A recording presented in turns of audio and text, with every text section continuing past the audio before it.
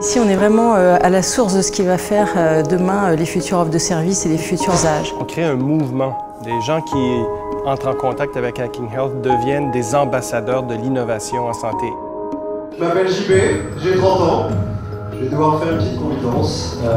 Voilà, je suis malade, atteint d'une maladie génétique qui pose de graves problèmes respiratoires. C'est la mucoviscidose. On peut faire des choses, on doit faire les choses. J'ai proposé à l'équipe de participer à une expérience qui ouvrait l'esprit, qui donnait de l'énergie et surtout qui permettait de comprendre ce que c'est que l'intelligence collective.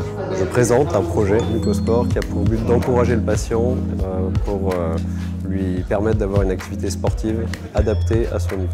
Les patients en soi, en tant que porteurs de projet, on en a de plus en plus. Et le truc qu'on arrive à faire, c'est dire que c'est possible là où tout le monde leur disait que c'était pas possible.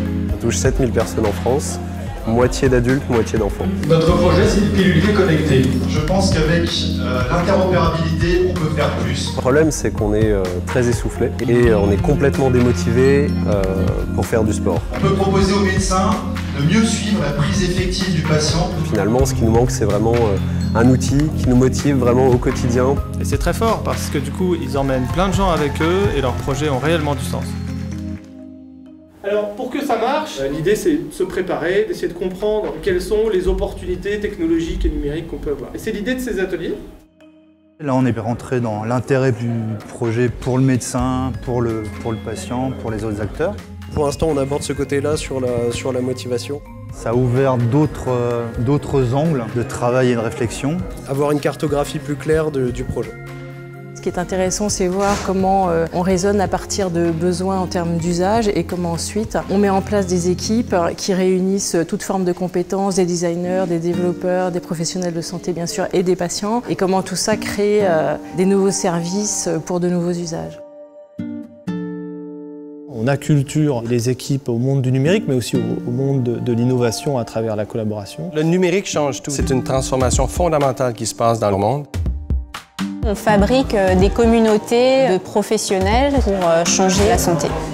Donc l'appropriation de sa maladie par le patient et l'appropriation de ses soins également. Et je pense que l'ensemble des coachs essayent de leur donner une vision différente de la vision qu'ils ont en arrivant. Le but de tout ça, c'est le respect de l'utilisateur, le respect de sa vie privée, la protection de ses données, qu'on met en balance avec ce qui est nécessaire pour faire avancer la santé, améliorer la prise en charge, améliorer le système de santé. On essaye de faire en sorte que le droit s'adapte pour justement s'adapter aux nouveaux usages et donc permettre l'innovation. Dans le cadre d'un hackathon, on arrive avec la vraie essence même du projet.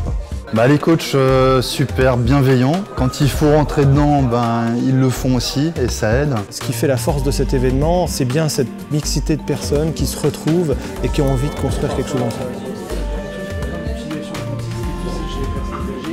Les idées sont venues, elles ont mis du temps à se préciser, mais c'est parce qu'on a été autour de la table ensemble que les choses se sont précisées. Le hackathon, il a donné au projet un vrai coup de boost. Ça a permis une émulation en équipe, une réflexion, un vrai brainstorming, proposition d'énormément d'idées sur le projet. J'ai survécu au hackathon.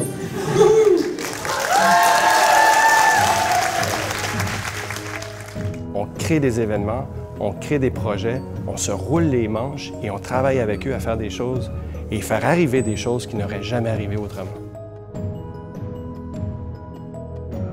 Il y a une ambiance incroyable. C'est un super événement en santé, en innovation santé. Sur le plan humain, c'est extrêmement intéressant, extrêmement riche de rencontrer beaucoup de personnes. De participer à une expérience qui permettait de comprendre ce que c'est que l'intelligence collective.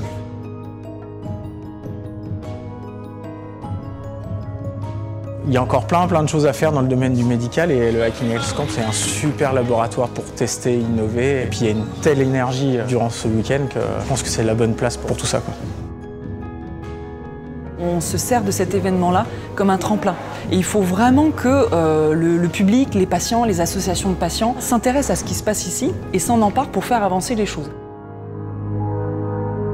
Et après, le projet continue. Il va être soutenu au sein de l'association que je dirige en CAPA. C'est plein d'énergie, il y a des gens qui décident d'être là. Après, individuellement, ça donne pas grand-chose, mais quand on le mixe, quand les idées se croisent, qu'elles se confrontent, ça prend une autre dimension.